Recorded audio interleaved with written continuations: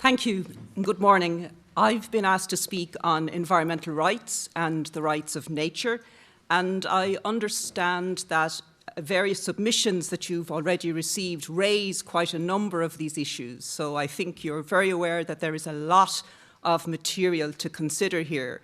And as ever, time is tight, so what I propose to do this morning is to provide a general framework. And then during the question and answer session afterwards, we can zone in on some issues that might be of particular interest to you. I've also then provided a brief background paper which sets out some references and other background reading which hopefully might be helpful. So moving then to talk first about the interconnectedness between environmental protection and the enjoyment of human rights. And it's very important at the outset to appreciate this interconnectedness. And what we mean here is that a healthy environment is essential to the full enjoyment of all human rights. And it's that strong interconnection that has led to the development and the level of interest in, the high level of interest in environmental rights. And there are two dimensions here, the substantive and the procedural. And to say a little first about the substantive side, and this generally is taken to refer to some right to a minimum level of environmental quality. And that, as you're probably aware, is often referred to generally as a right to a healthy environment. Now, the right to a healthy environment is recognized by many states right around the world, either in their constitutions as a constitutional right or in their legislative frameworks. And it's important to acknowledge from the beginning that there are a range of different models, a number of different ways that this right to a healthy environment is incorporated into constitutional instruments. An interesting development that you might want to look into a little more is something that happened at the international level in July of this year, when the United Nations General Assembly recognized a right to a clean, healthy, and sustainable environment as a human right.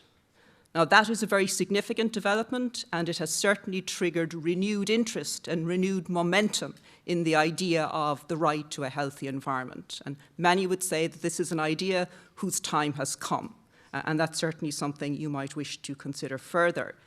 And moving then to the procedural aspects, and what we're talking about here really is a set of rights that are seen to be essential to support and to enforce the substantive right to a healthy environment, the tools effectively that you would need to enforce the substantive right. And these are generally regarded as being three in number: the right to information on your environment, the right to participate in environmental decision-making, and the right of access to justice in environmental matters. And when we speak about that right of access to justice, what we're talking about there again is the right to enforce environmental laws, which you've already heard is so important, and that will usually involve recourse to a court. When we talk about procedural environmental rights, it's important to mention the Aarhus Convention, and I'm aware that you've heard of this convention already, but just to flag some of the key elements here. This is an international agreement, an international treaty that dates from 1998, to which Ireland is a party. And when I say that Ireland is a party, what we mean there is that Ireland has agreed to be bound by the various obligations that are set out in this convention as a matter of international law, because this is essentially a piece of international law. And essentially it requires states to guarantee the three procedural rights, the Aarhus rights as they are known. And again, it's interesting that if you look at the text of the Aarhus Convention, in particular Article 1 of the Convention, what you will see is that it presents those procedural rights, again, as being essential in order to protect the substantial right to a healthy environment. And again, the language used in the Aarhus Convention is interesting. It talks, and you'll see there, about the right of every person of present and future generations, so that important nod to the future, to live in an environment adequate to their health and well-being. So there are again different ways of formulating a potential constitutional right. Moving on then to say a little about environmental constitutionalism, And again, to give you a sense of the current state of play here, currently the text of our Constitution, Bunreacht na hÉireann, which dates from 1937, doesn't include any reference to a right to a healthy environment or indeed to any minimum level of environmental quality. However, our courts have found that certain rights can be derived from the Constitution, even though they're not expressly mentioned in the text. So, for example, over time, the courts have recognised the right to bodily integrity, the right to privacy, and a number of other personal rights as being protected under the Constitution. And in late 2017, the High Court determined that there was a constitutional right to an environment that is consistent with human dignity, an environment that is consistent with human dignity. Now, that development, as you can imagine, attracted a lot of attention at the time, and there was quite a lot of excitement following this High Court judgment. But of course, it remained to be seen what the Supreme Court would think about this potential derived constitutional right. And we didn't have to wait very long to hear the Supreme Court's views. Many of you may have heard of a very significant Supreme Court decision from July 2020, known as Climate Case Ireland. This is Friends of the Irish Environment, an NGO versus Government of Ireland, a challenge to the legality of the government's National Mitigation Plan. And there's a lot to that case. But for our purposes, what's of interest here is what the Supreme Court had to say about the asserted right to a healthy environment. And for our purposes, it's important to note that what the Supreme Court did was to make some observations here about this asserted right to a healthy environment. And putting it briefly, the Supreme Court wasn't convinced, in this particular case anyway, that such a right could be derived from the Constitution. It questioned what that asserted right would add to existing constitutional rights, specifically the right to bodily integrity and the right to life. And if it was the case that it didn't add anything to those rights, well then the right to a healthy environment could be considered superfluous, as the court put it, and that there was no need for it. The court also considered that the asserted right to a healthy environment was excessively vague and ill-defined, or in other words, that there was a lack of detail around the parameters within which it would operate. However, having made those observations, the Supreme Court then went on to note that in the majority of other jurisdictions where a constitutional right to a healthy environment has been recognised, that result has come about by way of a particular process. So, for example, in other jurisdictions, what has tended to happen is specific wording has been inserted into the text of a constitution, either when it's being adopted first day or more commonly when it's been amended subsequently. And again, that is another way to go about recognising a right to a healthy environment. And the Supreme Court said that one of the advantages of that approach, of specifically inserting wording into a constitution, rather than a court such as the Supreme Court taking it upon itself to create this new environmental right. If you go about it the other way, then it can be subject to deliberation and democratic process, which is arguably a better way of going about it. So reading between the lines in Climate Case Ireland, that seems to be what the Supreme Court was suggesting, that rather than us purporting to create this new environmental right, there may well be a better way of doing it, such as considering whether it might be appropriate to amend the Constitution. A final word about Climate Case Ireland is that, of course, the Supreme Court left the door open, and there's no doubt that we're going to see more constitutional litigation concerning the environment into the future, and it's going to be interesting to see how that jurisprudence will evolve. So Climate Case Ireland certainly isn't the final word as regards the environment and the Constitution. We can be assured of that. But that effectively and very briefly is the current state of play there. So moving then to speak a little about the second aspect that I was invited to talk to you about, and this is rights of nature. Again, very briefly, rights of nature laws, they provide a framework, essentially, for us to reconceptualize our relationship with nature. And what this means in simple terms is that nature itself is regarded as a legal entity having enforceable rights, or nature as a legal person, if we can put it like that. And it's helpful at this point to recall that there are other non-human entities that are recognised as having rights or as being legal persons, and companies would be the most obvious example.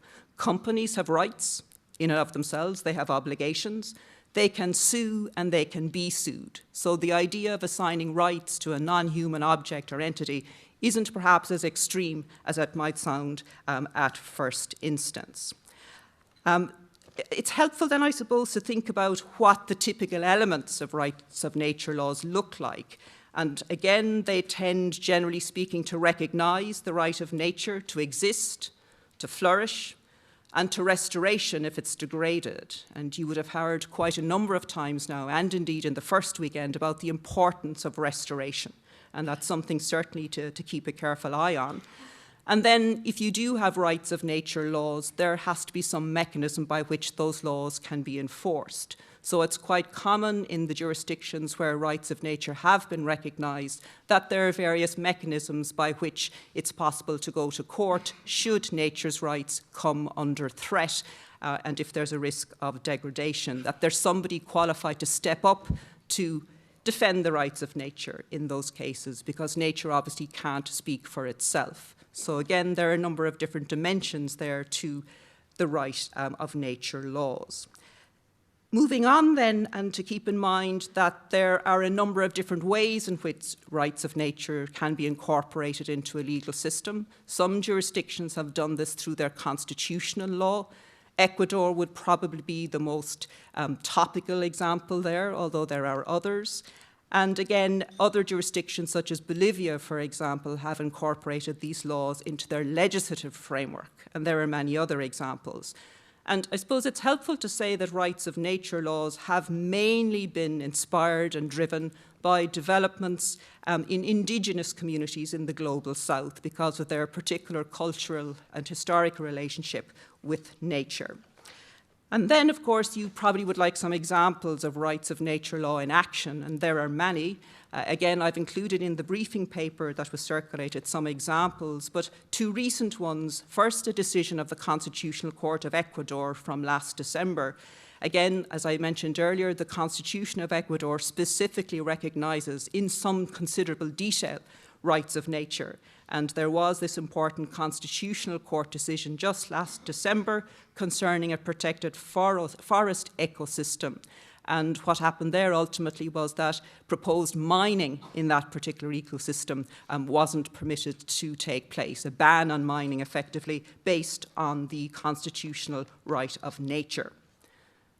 Another topical example, you may have seen it reported in the popular press, was Spain passing a law granting legal personality to the Mar Menor, which is, as you see there, a saltwater lagoon, and that law was passed very recently. So another example demonstrating that there's no doubt there are interesting developments in this area in other jurisdictions, and that these cases and these developments tend inevitably to attract quite a lot of media attention and general interest. And it's certainly something that you might want to look at more closely.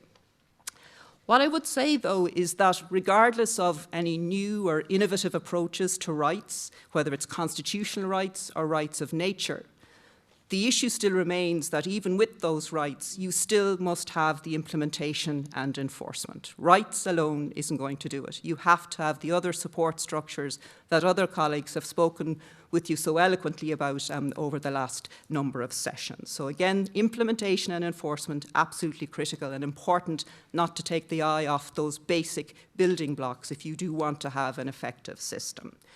So on that note then, I just want, I suppose, to draw you back to some points that you would have heard previously because they very much intersect with any discussion around a potential constitutional right to a healthy environment or indeed the rights of nature. And that is, again, that we already have a very significant body of environmental laws and nature laws, and it's important that they are implemented and enforced. And really, in order to do that, we must have that high-quality legislative framework that others have mentioned to you previously, and the appropriate structures and coordination to support that enforcement activity. Law on its own is no silver bullet. Law is only one part of the puzzle. It's a very important part, but on its own, it's not enough. You're going to need that additional architecture around environmental governance and enforcement. And again, just to recap very quickly, another important point that's already been mentioned to you, that necessity of expertise, capacity and resources within the public authorities that are charged with environmental decision-making and charged with environmental enforcement. Again, that's absolutely essential. And I was asked also to mention the idea of specialist environmental courts, which again I understand is something that might have piqued your interest. Very briefly, as things stand here in Ireland, we don't, certainly not in any formal sense anyway, we don't have a set of specialist environmental courts. But there have been some ad hoc developments. And what's important to note here is that the programme for government contains a commitment to the establishment of a specialist planning and environmental law court as a division or as part of the current High Court. The idea that within the High Court there would be a section dealing with planning and environmental cases. And the Department of Justice and the Department of Housing, Local Government and Heritage are currently working on moving that proposal forward. So it's important that you are aware of that, but it's only at High Court level.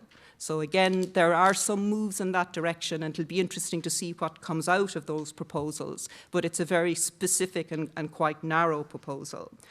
So then, just to mention the importance of a coherent approach, you've heard this before, and I think I would say we tend here in Ireland to be quite reactive in our response. Sometimes we tend to wait until there is a damning judgment from the Court of Justice in Luxembourg saying that Ireland is in breach of the Habitats Directive, the EIA Directive, whatever it might be, and then things begin to move forward. Or there's a major environmental pollution incident and suddenly then it's all hands on deck. So that reactive approach does not serve us well. Obviously, a more considered, proactive, holistic approach, taking on board those points about coherence and getting the basics right, that would serve us far better and serve nature far better. Very final slide then with a view to finishing up. And this again, if you'll forgive me, is harking back to points you've heard before, but this is all interconnected. And I'm trying to emphasize that law on its own is only one part of the puzzle. The other dimensions are so important. And again, transparency and accountability has to be part of the picture. And the fundamental role of the Aarhus Convention rights there, and to keep those in mind, and that there must be public trust in the overall governance structure. What I would say is that environmental education, which you're no doubt aware of, and making people aware of their environmental rights and the laws that are there and how to go about enforcing them is, of course, another fundamental aspect. So on a Sunday morning, that is effectively a whistle-stop tour of environmental rights. I hope you found it helpful, and I look forward to our question and answer session now. Thank you very much.